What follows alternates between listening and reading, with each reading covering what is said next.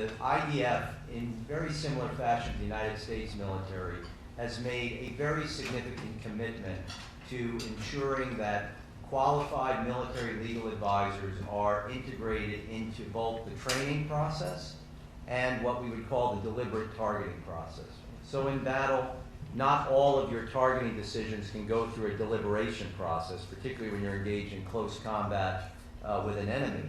But you can prepare your soldiers, your warriors for those very difficult judgments through the training and development process. You can emphasize your commitment to the law through investigations and, where appropriate, disciplinary measures against subordinates who don't follow the rules.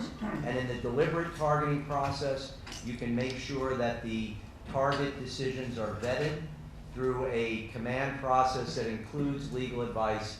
And in my estimation, the IDF their efforts to do this mirror those of any what I would call advanced military in the world: the United States, United Kingdom, the Dutch, the French, the Germans, etc. This is a common trend, and it's an important trend, but it's also very important to recognize that they also recognize that ultimately commanders have to make very difficult decisions, and they have a certain margin of appreciation.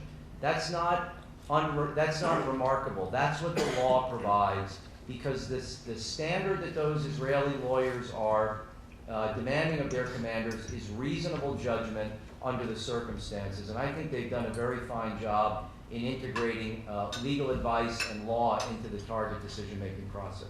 General Jones, you wanted to... Well, I think we talked to both a number of their Judge Advocate General folks, as well as talking to a lot of commanders who were engaged in the fight. And it was clear that in the deliberate targeting process, those lawyers were offering very solid and sometimes hard legal advice, and from everything that I could tell, the senior commanders listened to them very closely, and as you would expect, generally, were very sensitive to making sure that they were always on the right side of the law and taking that advice. But the other thing that was apparent to me was the tactical commanders. As you know, because of the tunnel issues and the inability to be able to destroy those and find them from the air and so forth, they had to do a ground incursion. And in those kinds of operations, there's no consultative process when somebody's shooting at you, and ground commanders are having to make split-second decisions on engagements and so forth.